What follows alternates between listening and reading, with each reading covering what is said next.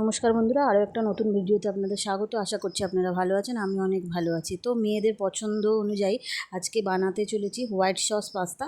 অনেক দিন ধরেই মেয়েরা বায়না করছিল বানিয়ে দেওয়ার জন্য, তো সময় আর হয়ে উঠছিল না। তো চলো আজকে বানিয়ে নেওয়া যাক। তো এখানে দেখো, পাস্তাটা প্রথমে সেদ্ধ করে নিয়েছি। আর পাস্তা বানানোর জন্য কী কী নিয়েছি সেটা চলো এক এক করে বলে দিই। আর এই পাস্তা বানানোর জন্য এখানে দেখো কিছুটা পরিমাণ রসুন আর পেঁয়াজ কুচি নিয়েছি। আর মশলার মধ্যে কী কী রেখেছি চলো তোমাদেরকে সেটাও বলে দিই। আর এই তো মশলার মধ্যে প্রথমেই রয়েছে এখানে চিলি ফ্লেক্স, তারপরে রয়েছে গোলমরিচ গুঁড়ো, চিনি আর নুন। আর যেহেতু এটা হোয়াইট সস পাস্তা হচ্ছে, তো সেহেতু এখানে চিজ ব্যবহার করতে হয়। আর চিজটা আমার কাছে নেই, সেই কারণে আমি নিয়ে নিয়েছি মেয়োনিজ চিজের পরিবর্তে। আর তার সঙ্গে রয়েছে লিকুইড দুধ, আর এখানে রয়েছে 3 চামচের মতো ময়দা। তো এটা দিয়েই অ্যাকচুয়ালি হোয়াইট সসটা বানানো হবে। তো এই দেখো প্রথমেই কড়াটা তেল গরম করে নিয়েছি। আর তার মধ্যে দিয়ে দিলাম পেঁয়াজ কুচি। পেঁয়াজটা নরম হওয়া পর্যন্ত অপেক্ষা করব। আর পেঁয়াজটা একটু নাড়াচাড়া করার পর, নরম হওয়ার পর তারপরে এর মধ্যে দিয়ে দেবো কুচনো রসুন। তো এইভাবে কিছুক্ষণ ভাজা ভাজা হবে, যেন লক্ষ্য রাখতে হবে যেন কালার না আসে। হোয়াইট হবে বলে হোয়াইটই রাখতে হবে এই আর কি। তো বেশি পোড়ানো লাল করে ভাজা যাবে না।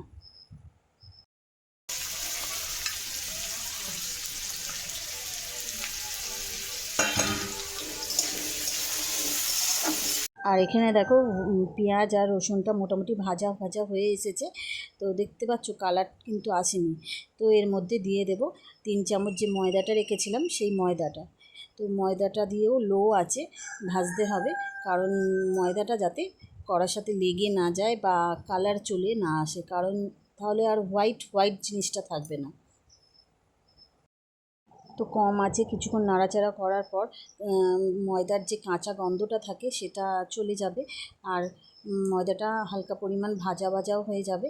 তো এরপরে দিয়ে দেবো লিকুইড যে দুধটা রেখেছিলাম সেই দুধটা।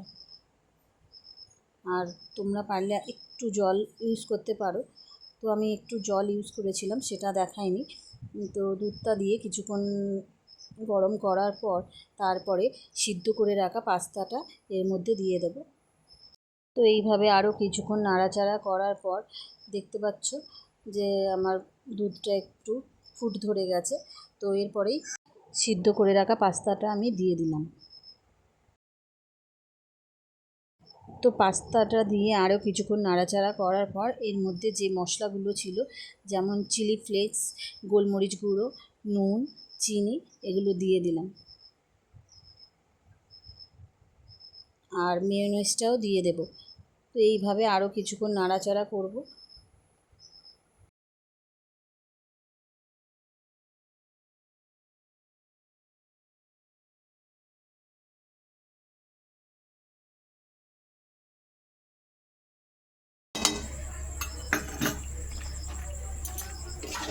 কিছু কিছু সময় ঠিক আছে।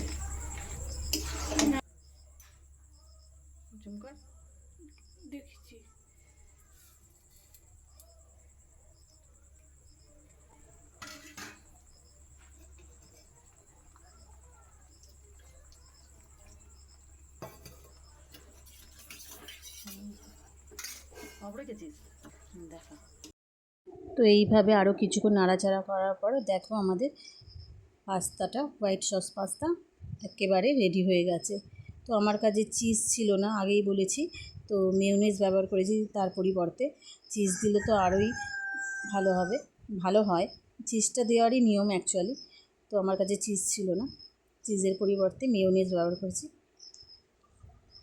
দেখতে তো দুর্দান্ত হয়েছে, খেতেও কিন্তু খুবই সুস্বাদু। আর কি বলবো, দারুণ হয়েছিল। কেমন লাগলো আমার হোয়াইট সস পাস্তার রেসিপিটা অবশ্যই কমেন্ট করে জানিও। আর তোমরাও পারলে একবার ট্রাই করো। তো ভিডিওটা এই পর্যন্তই, দেখা হচ্ছে পরের কোনো ভিডিওতে। এখনের মতো টাটা।